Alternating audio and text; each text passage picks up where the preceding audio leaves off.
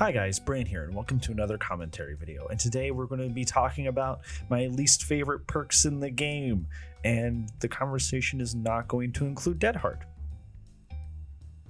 Interesting.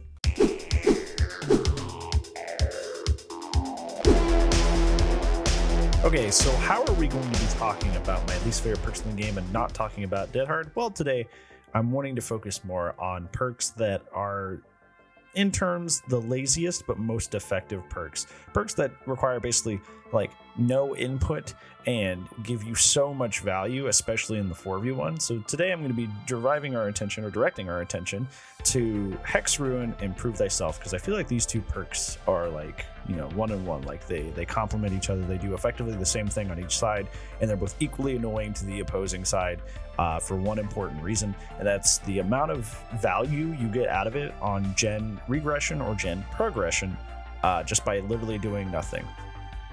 Hex Ruin has obviously been like the bane of Survivor existence for a very, very long time, because you do get 200% regression whenever a Survivor is not working on a gen, and all you have to do is approach it. Like that's literally it. You just approach the gen and hacha, the gen is regressing.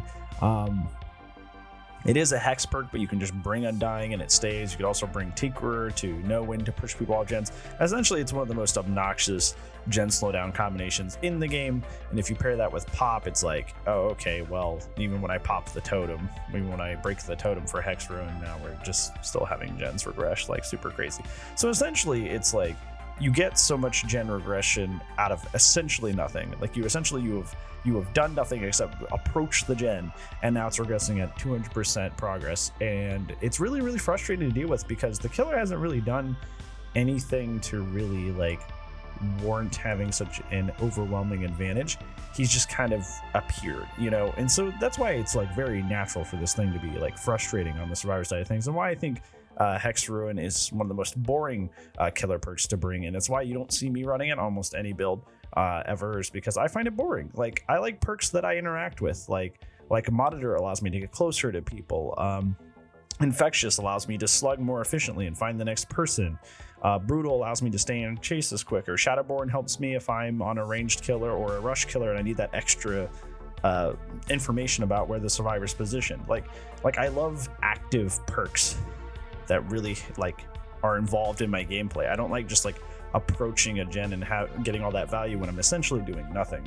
And that boringness that I feel is like felt tenfold on the Survivor, because they're essentially getting punished for not really doing much wrong and kind of in a sense making the right decision, which is to leave the gen if the killer approaches, or leave the gen early if the killer approaches, to get to a more safe position. So it's very, very frustrating. But I want to bring you a full circle to the other side of this conversation. Is I feel like I have discovered the Ruin equivalent for the Survivors, and that is definitely Prove Thyself.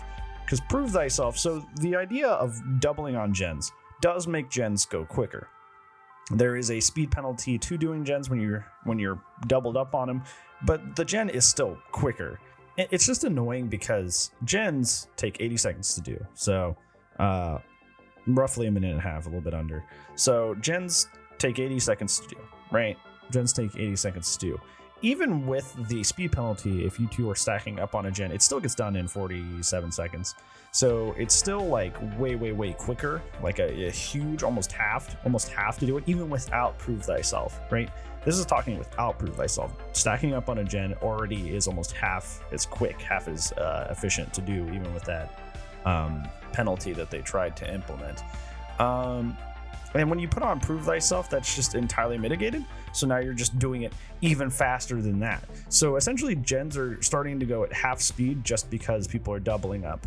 And people always like combat this idea with like, well, it's more efficient to split up on gens. And like, yeah, but what usually happens is at the beginning of a match, an efficient team will spread out on 3 gens and get 3 gens started.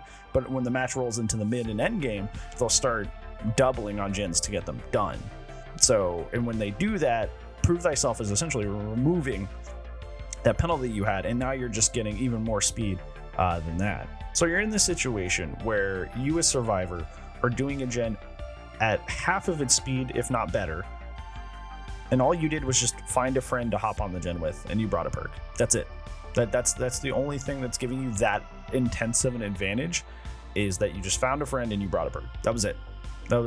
That's literally it is literally the equivalent of a killer that has ruin just approaching a gen, and now it regresses. Like, that's all it took. You brought a perk and you approached a gen. Same thing with Survivor. You just found a friend, you hopped on a gen. Both of these things really affect the gen progress of the game, requiring little to no effort. And this is not even including if you brought like Bond.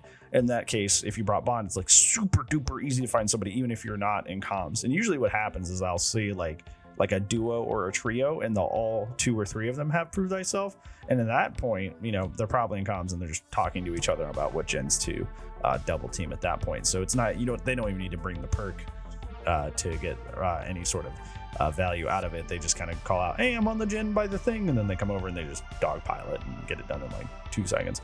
I encourage you that if you don't agree with me with this, with Prove Thyself being as annoying as it is, I encourage you to run Discordance for a whole day. Run Discordance for a whole day and see how much people are realistically actually popping on gens together. And you'll find that it happens a lot. And a lot of the reason that is because of Prove Thyself. So I would run Discordance for a day and see how often people are like super duper about this whole hopping on gens and getting them done as soon as possible thing. So yeah, tell me what you think in the comments below. Do you agree that Prove Thyself is kind of the Survivor clone of Ruin? Do you think both of these perks kind of have this I advanced the game for me with basically zero effort, and it's super annoying? Or do you think these perks are more fair because of A, B, or C? I would love to hear your opinion. And if you liked the video, please do the likey down below. That'd be really cool and awesome. If you like my videos, you want to see more of them, I do upload daily, and YouTube keeps putting these walls in front of you so you don't see people's videos even if they upload daily. The best way to do that is to Subaroni, to do the subscription. I'm not going to tell you to bell because I feel like it's super annoying. I feel like you hear that in almost every YouTube video, but yeah. Anyways, thank you so much for watching, and I appreciate you. If I don't see you in the next video, I will see you when I see you, friends. Bye-bye.